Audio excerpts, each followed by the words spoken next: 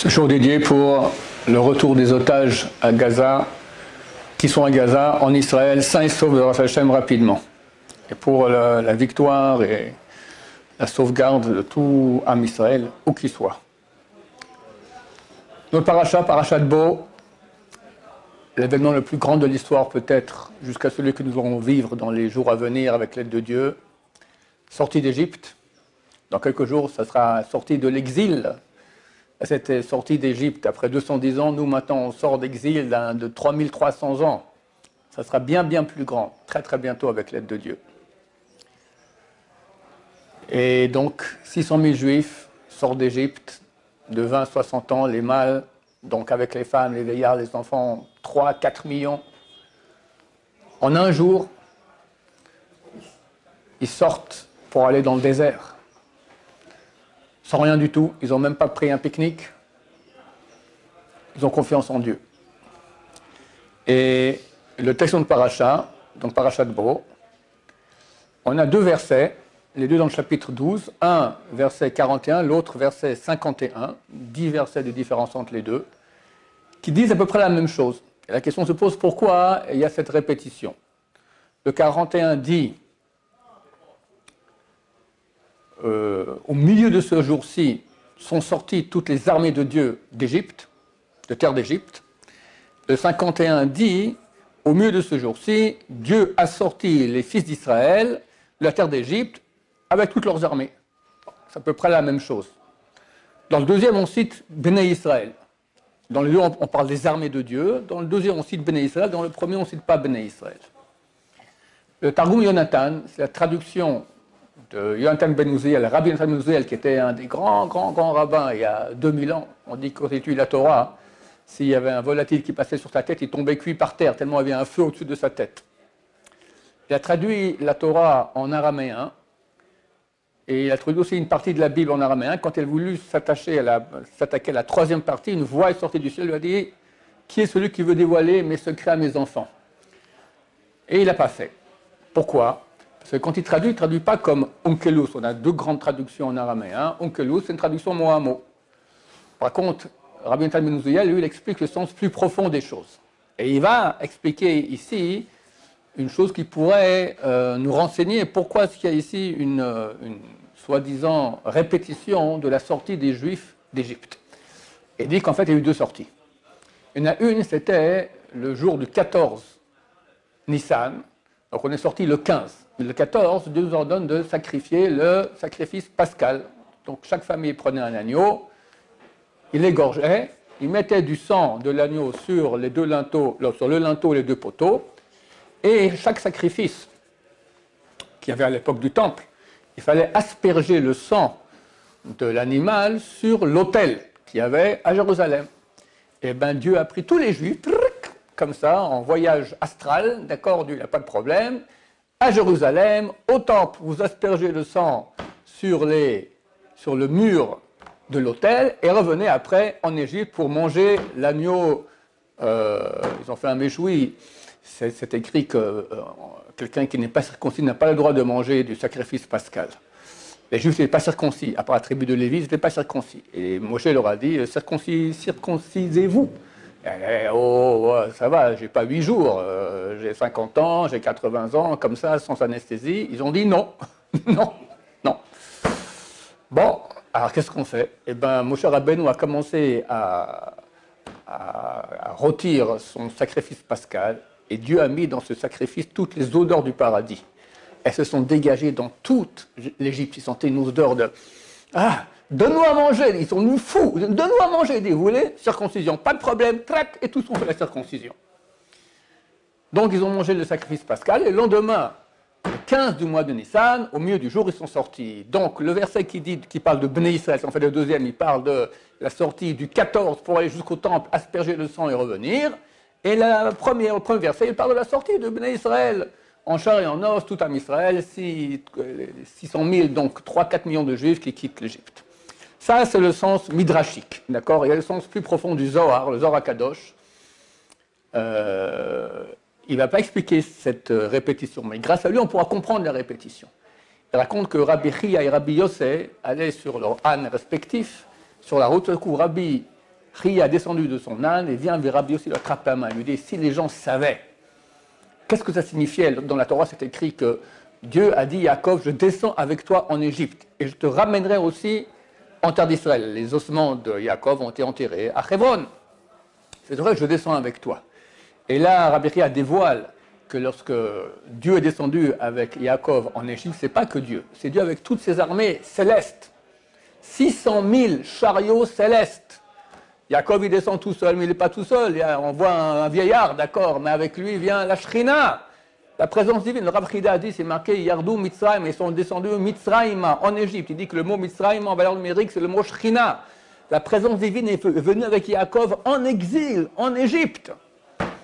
Donc 600 000 chariots célestes et 42 des plus grands anges. Parce que comment débute le livre de Shemot? Ve'el Shemot ben Israël. Et voici le nom des enfants d'Israël qui sont descendus en Égypte. Ve'el, valeur numérique, 42. Donc il y a eu une réalité spirituelle énorme. Et lorsque Ben Israël quitte l'Égypte pour aller au Mont Sinaï et arriver après en terre d'Israël, alors il y a non seulement la sortie des corps, mais la sortie des armées célestes, et quitte l'Égypte, c'est terminé. D'accord? Plus rien n'est resté en Égypte, de sainteté, rien. La Gemara dit que Abraham a dit, Dieu a dit à Abraham qu'il va juger le peuple qui va mettre en esclavage Bnei Israël, et ils sortiront de cet esclavage, Berechouch Gadol, avec beaucoup, beaucoup de biens. Alors, c'est vrai, c'est écrit qu'ils sont sortis avec au minimum chacun 90 ânes libyens. La Gemara dans Shabbat dit que les ânes libyens, c'est les plus solides, d'accord? 90 ânes libyens pleins d'or et d'argent. D'ailleurs, c'est pour cela que les élèves demandaient à Rabbi Eliezer, pourquoi est-ce qu'il y a une mitzvah de sanctifier le fils aîné d'une ânesse? Lorsque une ânesse a mis au monde un âne masculin, d'accord, cet âne appartient au Kohen, il faut le racheter au Kohen en lui donnant un mouton. Une mitzvah rare, mais qu'il est très bien de faire. Pourquoi l'ânesse? Pourquoi l'ânesse? Il dit, parce que les ânes et les ânesses, ils ont aidé Bnei Israël. C'est l'âne qui est né, l'ânesse qui l'a mis au monde, d'accord? Ils ont aidé Bnei Israël chacun avec 90 ânes qui ont porté tous les biens. Donc, on est sorti d'Égypte avec beaucoup, beaucoup de biens matériels. Mais ça, c'est pas ce qui intéresse Abraham Avinu. Quand Dieu dit à Abraham, ils sortiront avec beaucoup de biens, on ne parle pas de ces biens-là. Ils sont sortis avec les étincelles, avec toutes les charges spirituelles énormes que Yaakov avait amenées et qu'ils ont fait remonter. Ils sont allés, toute l'esclavage était là pour remonter du mal, tout ce qu'il y a de spirituel pour que le mal meure. D'accord? C'est quoi le mal? Le mal, il est mort. Mais lorsqu'on fait des péchés, on lui donne de la vie. Alors ça fait des morts vivants.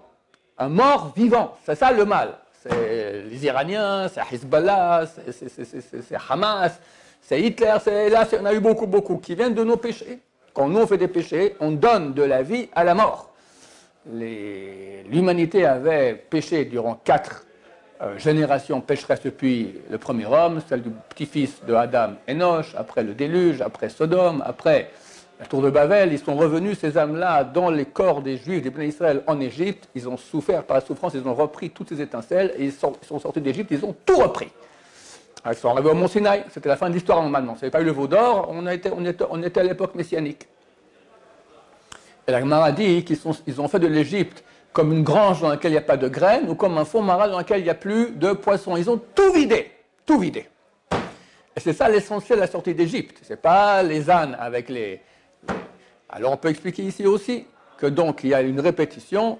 Une partie parle de la sortie physique et l'autre parle des armées célestes de Dieu, d'accord, qui sont sortis aussi avec Bnei Israël. Et les anges là, les 42 grands anges et les 600 000 chariots célestes et tout ça, ils n'avaient plus rien à faire en Égypte, c'est mort.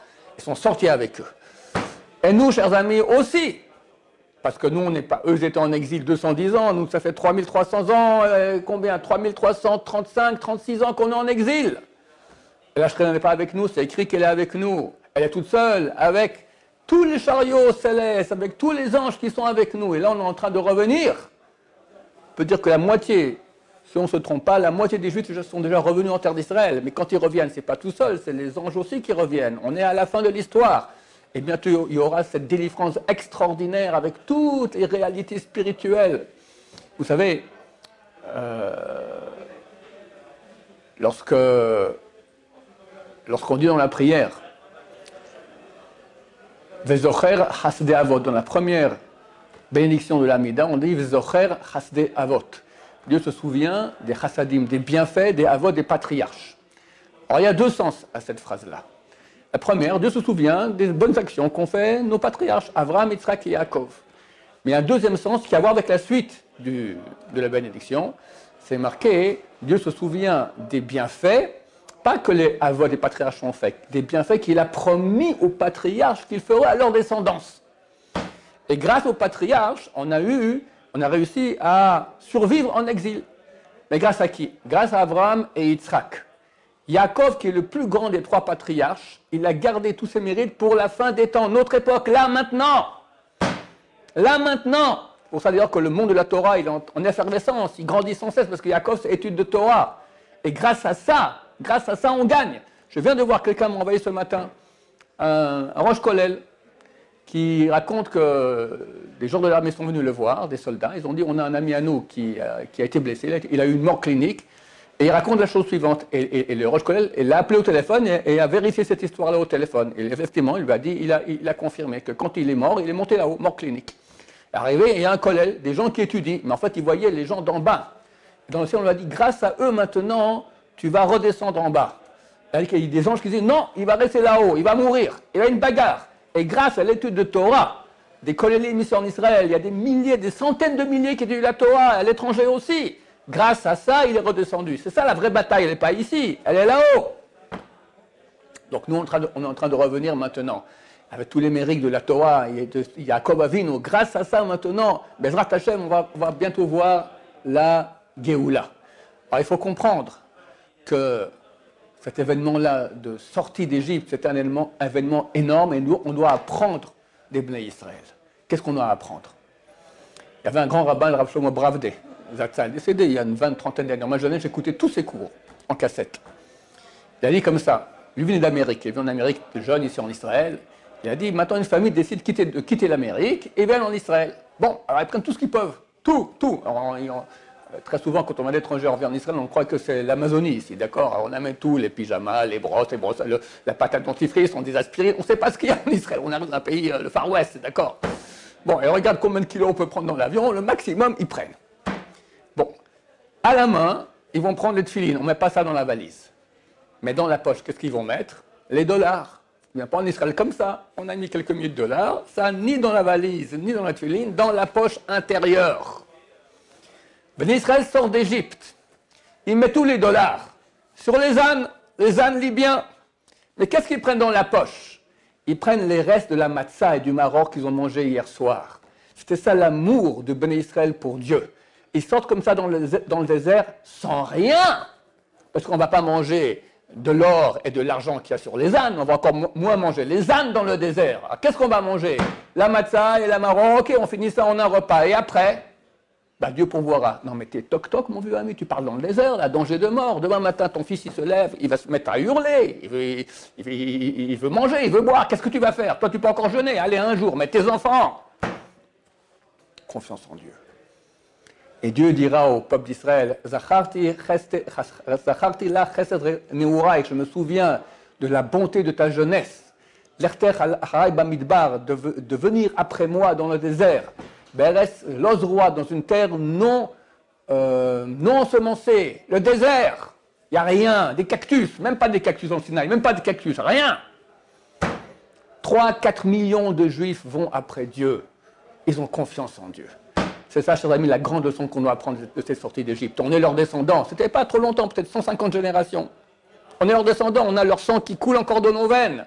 La foi en Dieu. Combien on a besoin maintenant de foi en Dieu? Sans ça, il n'y a rien.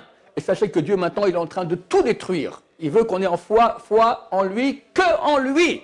Tout est en train de partir en cacahuète. Tout part en cacahuète. Alors, celui qui est sans Dieu, pauvre type. Alors vraiment, je le plains de tout mon cœur. Mais Dieu, il ramène les Juifs maintenant. Justement, pourquoi il fait ça? Il veut qu'on soit branché avec lui, la totale.